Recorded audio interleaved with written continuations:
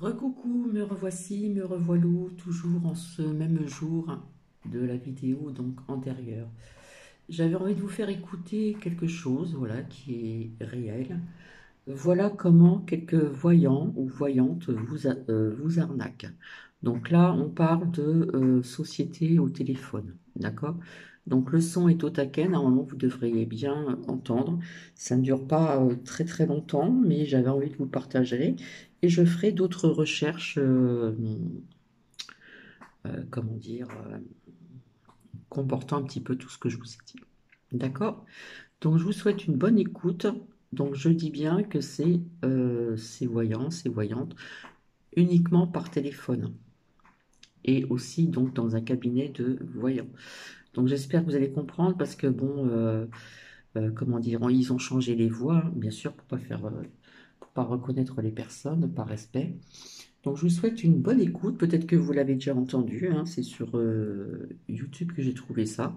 Et je vais faire d'autres recherches, comme je vous l'ai dit, concernant d'autres petites choses, etc. Voilà, voilà, comme ça va peut-être permettre d'ouvrir les yeux à certaines personnes et de faire attention qui vous écoutez. Je vous souhaite donc une bonne écoute.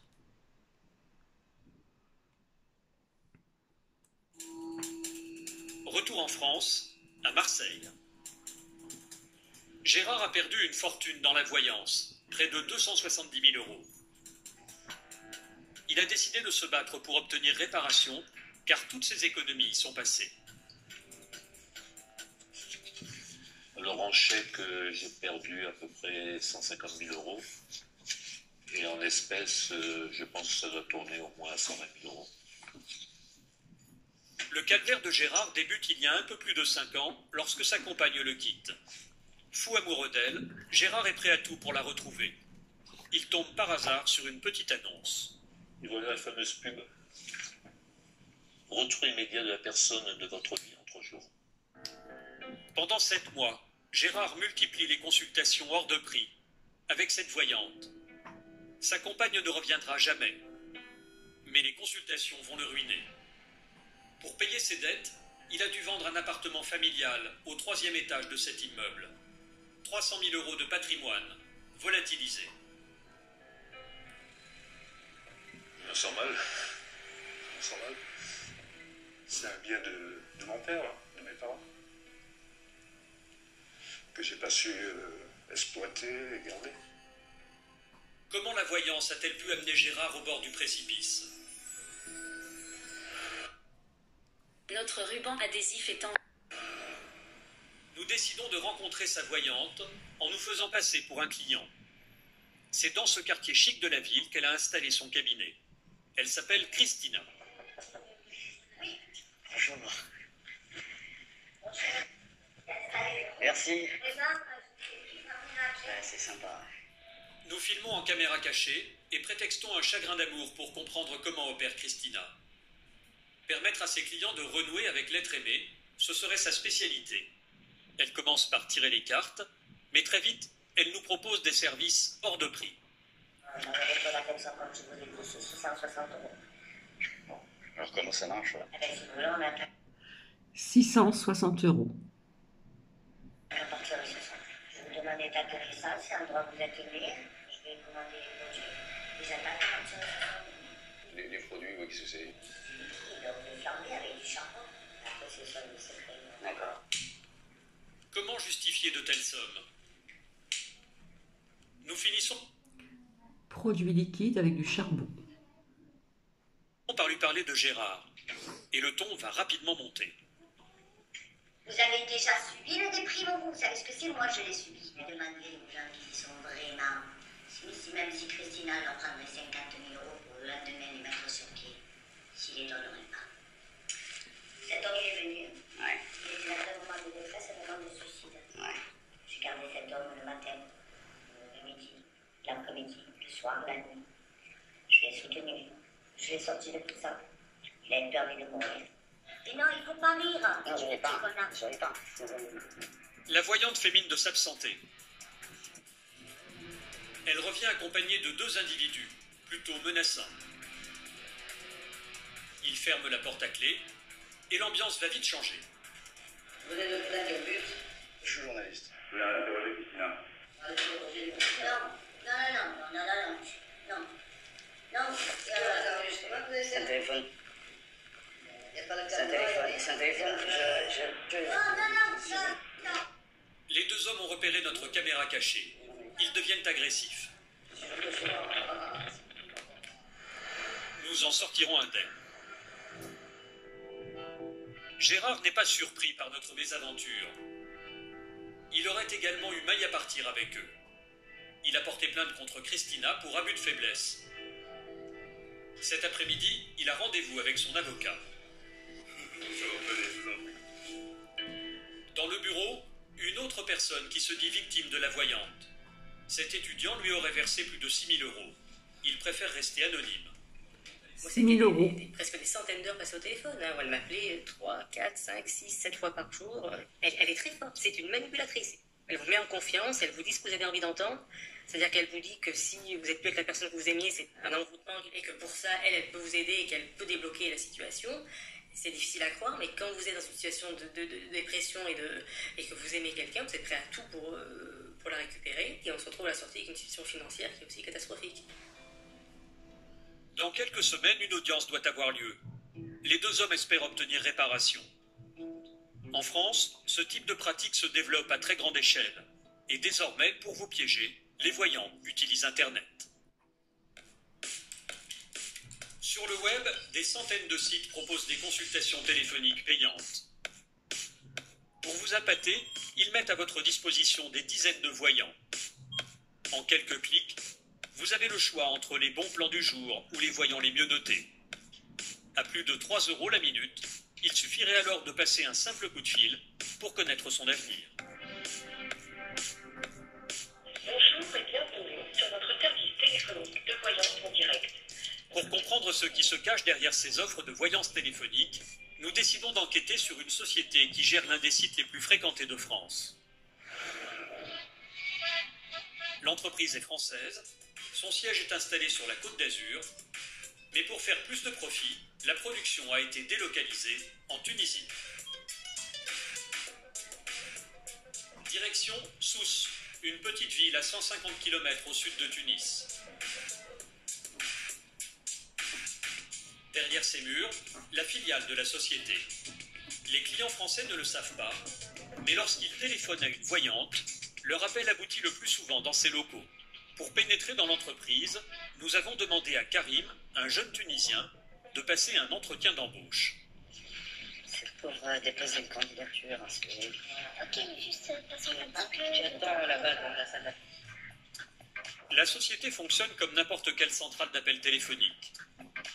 Les voyants répondent au téléphone 24 heures sur 24 dans ces petites cabines séparées. Il serait plus d'une centaine. Karim ne connaît rien à la voyance, pourtant il a décroché cet entretien d'embauche sans difficulté. Alors, je t'explique un petit peu. Tous les locaux que tu viens de voir qu'on vient de traverser, ce sont des voyants, entre guillemets, qui font de la voyance par téléphone avec des clients français. C'est un marché très porteur en France, la voyance. Ce qu'on juge, c'est le français, qu'il n'y ait pas d'accent, apparemment il n'y a pas de problème. Le fait que vous soyez souriant, qu'on puisse bien vous écouter au téléphone, etc. Ouais. Pas besoin d'être voyant pour travailler dans cette entreprise.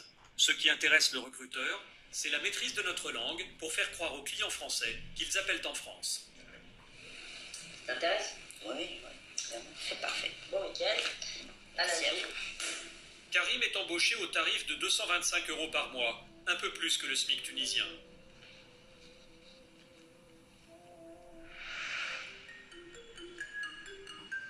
Deux jours plus tard, au petit matin, Karim est de retour pour prendre ses fonctions. Avant de jouer les voyants au téléphone, il va d'abord suivre une formation avec 2 autres recrues. C'est un commercial qui s'en occupe. Lui non plus ne connaît rien à la voyance. Son seul objectif, gagner le plus d'argent possible. 70% des gens qui travaillent comme ça ne font pas la voyance. Donc nous, on s'en va, on dit la vérité, on fait ça pour l'argent. Parce que ça rapporte beaucoup d'argent. On cherche des commerciaux purs. Des commerciaux purs au téléphone qui sont capables de vendre quelque chose à quelqu'un qui en a besoin. Lorsqu'un client français compte contacte l'un des faux voyants, il paye 15 € les 10 premières minutes. Ensuite, le tarif explose. Chaque minute supplémentaire est facturée 7,50 €. Le formateur va donc enseigner à ses faux voyants la méthode pour faire durer la conversation plus de 10 minutes. Pendant ces 10 minutes, le voyant, il me met des doutes dans la tête, il me pose des questions intéressantes, il me donne envie de rester un petit peu plus. Et puis, je me prolonge, plus je paye. Pour 20 minutes de consultation, j'ai payé 90 €. Alors qu'on m'a dit au début que c'était quelqu'un d'autre. Je vais vous dire quelque chose qui va peut-être vous choquer. Les femmes, au téléphone, dans la voyance, il faut draguer les hommes. Et les hommes, avec les femmes, il faut leur faire du charme, il faut les séduire avec une voix un petit peu suave, etc. La méthode est écrite mot à mot sur un manuel distribué aux élèves. En bleu, les phrases que le faux voyant doit prononcer. En vert et en noir, des conseils pour mettre le client à l'aise. S'il chuchote, vous chuchotez. S'il rit, vous riez. Le voyant ne doit jamais perdre son objectif de vue, convaincre. Même quand le client n'a pas d'argent, il existe une recette pour le faire payer. Si on fait payer la carte bleue et qu'elle passe pas, on lui fait payer la moitié et on lui fait payer le reste le mois prochain.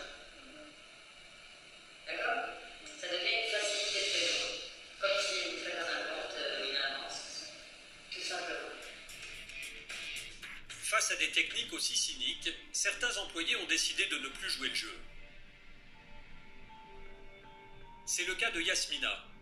Elle a travaillé dans l'entreprise pendant plusieurs années avant de démissionner. Elle a accepté de témoigner à visage caché. À l'époque, sans aucun don de voyance, elle réussissait à faire gagner à cette société plus de 5 000 € par mois en harcelant les clients. Tu dois faire 5 000 €. Si tu ne fais pas 5 000 €, tu te retrouves à la fin du mois à la porte.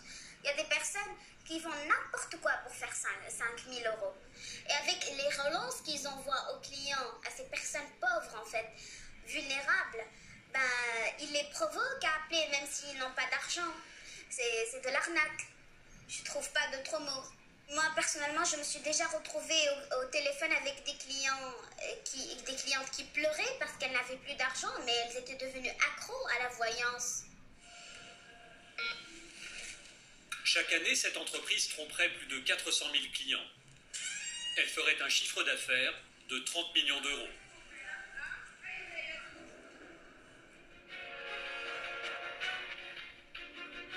Retour à Marseille, au palais de justice. Gérard et le jeune étudiant sont venus avec leur avocat pour plaider leur cause. C'est le jour du procès contre la voyante Christina. Dans la salle d'audience, elle attend, entourée de ses 2 collaborateurs. Elle va devoir justifier les sommes d'argent astronomiques qu'elle a obtenues de Gérard. Nous ne sommes pas autorisés à filmer. Après 2 heures d'audience, Gérard et son avocat sortent plutôt optimistes. Soulagé parce que j'ai appréhendé cette journée, et puis bon, je suis satisfait aussi, j'espère que la justice fera son travail en notre faveur. La voyante a été condamnée à 18 mois de prison avec sursis et une obligation d'indemniser ses victimes.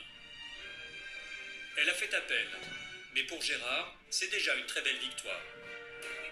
Et c'est surtout un petit espoir pour toutes les victimes qui n'osent pas saisir la justice.